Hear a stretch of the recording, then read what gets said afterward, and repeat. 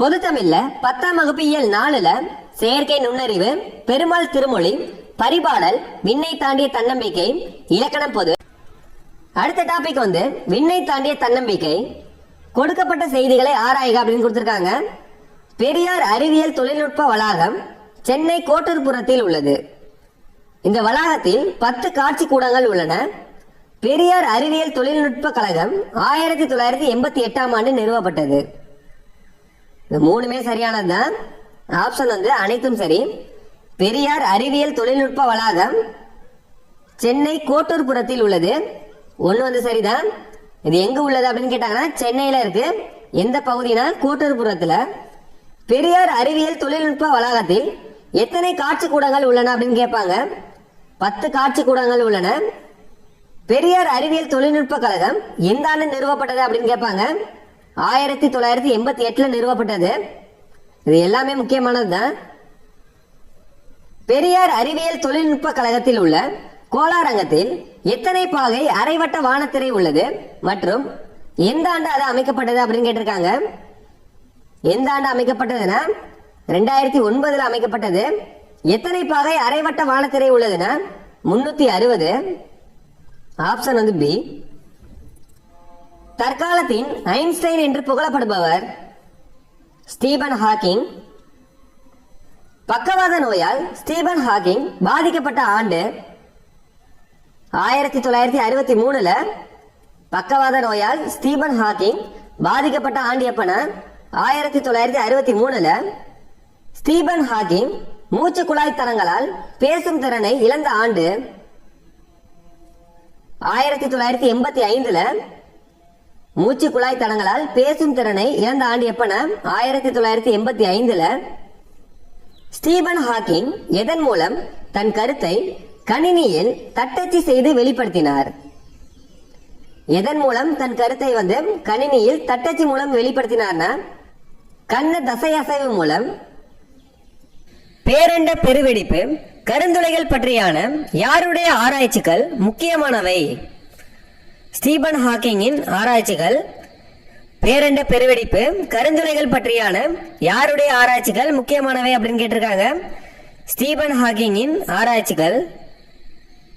Stephen Hawking எதன் அடிப்படையில் பேரண்டம் உருவான சான்றுகளை விளக்கினார்? எதன் அடிப்படையில் பேரண்டம் உருவான சான்றுகளை விளக்கினார்னா கணிதவியல் மூலம். பிரபஞ்சத்தை இயக்கும் ஆற்றலாக கடவுள் என்ற ஒருவரை கட்டமைக்க வேண்டியதில்லை என்றவர். இது முக்கியமானது.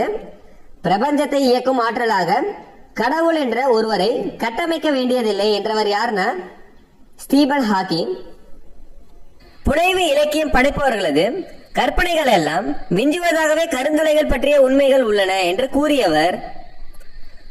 புனைவு இலக்கியம் படைப்பவர்களது கற்பனைகள் எல்லாம் விஞ்சுவதாகவே கருந்துளைகள் பற்றிய உண்மைகள் உள்ளன என்று கூறியவர் யாருன்னா ஸ்டீபன் ஹாக்கிங். கருந்துளை என்ற சொல்லையும் கோட்பாட்டையும் முதலில் குறிப்பிட்டவர் ஜான் வீலர். இது முக்கியமானது. கருந்துளை என்ற சொல்லையும் கோட்பாட்டையும் முதலில் குறிப்பிட்டவர் யாருன்னா ஜான் வீலர்.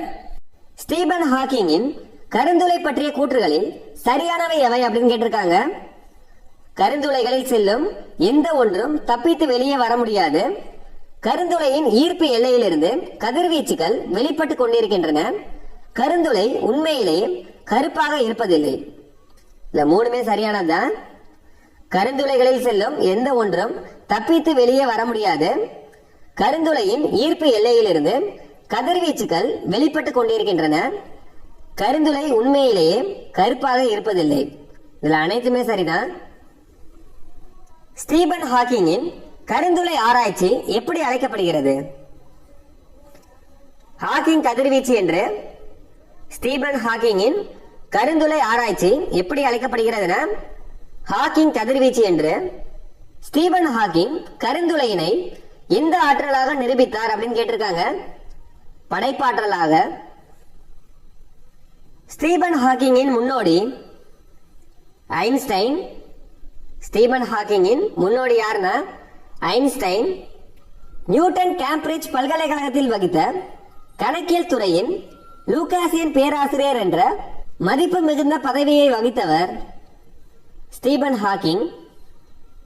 ஐன்ஸ்டைன் ஈர்ப்பலைகள் குறித்த முடிவுகளின் கணித கோட்பாடு என்னன்னு கேட்டிருக்காங்க. E=mc². கருந்துளை குறித்த தன்னுடைய ஆய்வை ஸ்டீபன் ஹாக்கிங் எதனோடு ஒப்பிட்டு உலகத்திற்கு கூறினார்? விண்மீன் இயக்கத்தோடு.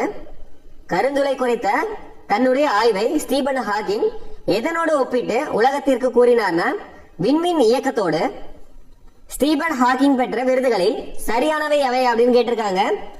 ஆல்பர்ட் ஐன்ஸ்டைன் விருது, அடிப்படை இயற்பியல் பரிசு, உல்ஃப் விருது. இதுல அனைத்துமே சரிதான். ஸ்டீபன் ஹாக்கிங் யாருடைய நினைவு நாளில் பிறந்தார்? ஸ்டீபன் ஹாக்கிங் யாருடைய நினைவு நாளில் பிறந்தார் அப்படின்னு கேட்டிருக்காங்க. கலிலியோ நினைவு நாளில். ஸ்டீபன் ஹாக்கிங் யாருடைய பிறந்த நாளில் இறந்தார்? ஐன்ஸ்டைன் பிறந்த நாளில் இறந்தார். ஸ்டீபன் ஹாக்கிங் யாருடைய நினைவு நாளில் பிறந்தார் அப்படின்னு கேட்டாங்கன்னா கலிலியோ. அதே மாதிரியே ஸ்டீபன் ஹாக்கிங் யாருடைய பிறந்த நாள்ல இறந்தாருன்னு கேட்டாங்கன்னா ஐன்ஸ்டைன் இறந்த நாள்ல தான் பிறந்தார். தலைவிதிதான் வாழ்க்கையை தீர்மானிக்கிறது என நம்புபவர்களை பார்த்தால் எனக்கு சிரிப்பு தான் வருகிறது என்று கூறியவர் ஸ்டீபன் ஹாக்கிங். தலைவிதிதான் வாழ்க்கையை தீர்மானிக்கிறது என நம்புபவர்களை பார்த்தால் எனக்கு சிரிப்பு தான் வருகிறது என்று கூறியவர் யாருன்னா ஸ்டீபன் ஹாக்கிங். எந்த வருடம் நடைபெற்ற பாரா ஒலிம்பிக் விளையாட்டு போட்டிகளில் தொடக்க விழா நாயகர் என்ற சிறப்பை ஸ்டீபன் ஹாக்கிங் பெற்றார்? எந்த ஆண்டுனா 2012 பாரா ஒலிம்பிக் விளையாட்டு போட்டிகளில் தொடக்க விழா நாயகர் என்ற சிறப்பை ஸ்டீபன் ஹாக்கிங் பெற்ற ஆண்டு எப்பனா 2012.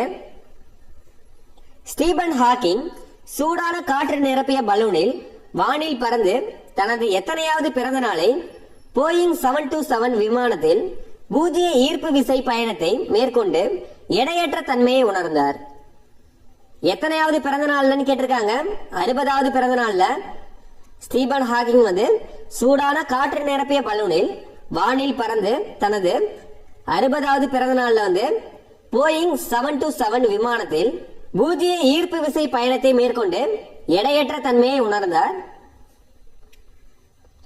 அறிவியல் உலகில் மட்டுமின்றி சமூக உளவியல் அடிப்படையிலும் தன்னம்பிக்கையின் சிகரமாக விளங்கியவர் ஸ்டீபன் ஹாக்கிங். இந்த பாடம் ஃபுல்லாவே ஸ்டீபன் ஹாக்கிங் பத்தி தான் இருக்கும். ஸ்டீபன் ஹாக்கிங் எழுதிய காலத்தின் சுருக்கமான வரலாறு என்ற நூல் எத்தனை மொழிகளில் மொழிபெயர்க்கப்பட்டுள்ளது? 40 மொழிகளில்.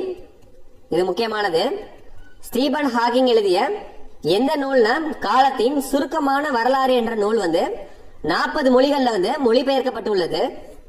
ஸ்டீபன் ஹாக்கிங் எழுதிய காலத்தின் சுருக்கமான வரலாறு என்ற நூல் வெளிவந்த ஆண்டு 1988 வெளிவந்திருக்கு. இது எத்தனை மொழியில மொழிபெயர்க்கப்பட்டுள்ளது அப்படின்னு கேட்டாங்கன்னா 40 மொழிகள்ல.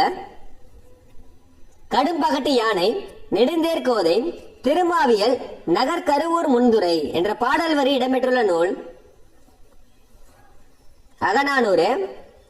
கடும்பகட்டு யானை, நெடுந்தேர் கோதை, திருமாவியல், நகர் கருவூர் முன்துரை என்ற பாடல் வரி இடம்பெற்றுள்ள நூல் என்னன்னா அகநானூறு.